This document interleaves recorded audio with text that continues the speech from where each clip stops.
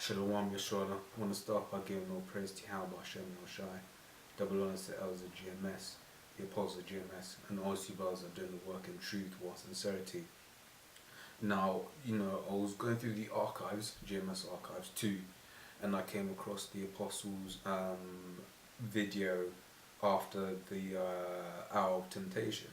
And they basically was talking about this family, the Jacobs family, which in 2002 were one of the first families to basically take the mark of the beast. And they apparently at the time they made a big fuss about this. But one thing that caught my ear was Jacob, Israel. Me personally, I think they were sort of getting it out there, just saying they plan to basically chip the whole world, but they really want the Israelites, I'll just read. It says I'm like 12 years too late on this one, but it says Florida family takes computer chip trip, and then I'm just gonna read. This is Surgeon David Walkan, right? Prepares the area where microchip will be implanted into the arm of 14-year-old Derek Jacobs, and just as a sign of what will happen if you take this chip, let's fast forward a few years. Let me look for a date on this article. What does Google say it is? So this is 26th of October 2006. So that article, the Florida family takes computer chip trip, that was dated 10th May 2002. On the 26th of October 2006, Chip Boy dies in motorcycle crash. Is that funny or is that funny? This is Derek Jacobs, a computing prodigy who became one of the first people in the world to have an IC implanted into him, so that's a chip. Died recently in a motorcycle accident here. He was 18. Boo hoo hoo. You took the chip and the Most High judged you. And so you don't know how many times we can bring out these same scriptures, but it's season, it's the time that we're in, so I'm going to bring them out anyway. It says Revelation 13 and 16. It says, and he calls us all, both small and great, rich and poor, free and bond, to receive a mark in their right hand or in their foreheads, and that no man might buy or sell, save he that had the mark of the name of the beast or the number of his name. Because I think this Florida family was not well off, but they had a little bit of spare cash lying around, so that will be the great. They're not great, they're not rich, they're not rich as such.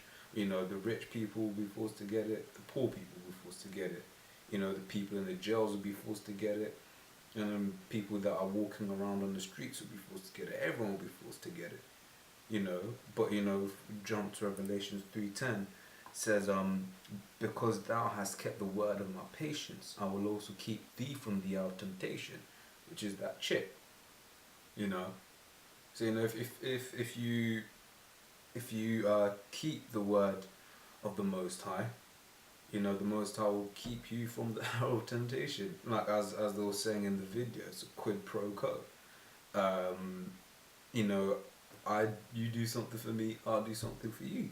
We basically do the work, basically keep the things that are in these scriptures. We do the work, we go out on the streets, the highways and the byways, and the Most High will take care of us, when they're trying to push this chip. The scriptures say, my servants shall eat. When there's famine going on, the elect of the Most High, they'll be eaten. And the Most High can do that. He's the Most High. When we were backed up, trying to leave Egypt, the Most High found a way. The Most High can always find a way, and ultimately you have to have that faith to basically carry on, and to keep faith is it. You have to keep the faith and then pray to the Most High that you enjoy to the very end, because that's ultimately the end goal. We ain't got shit in this society, man.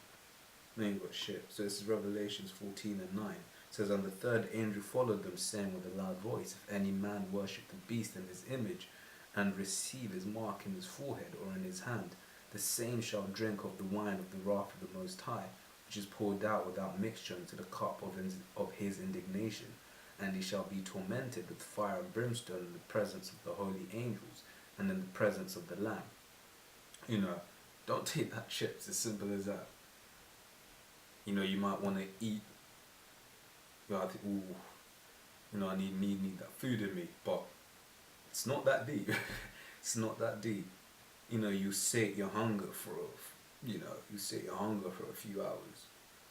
You know, but then after you've eaten that food, you're gonna be like, oh shit, I just gave up the kingdom for, you know, it's almost as bad as Esau gave up his birthright for a morsel of meat. You know, so that's basically all I had to say on this one. Show on.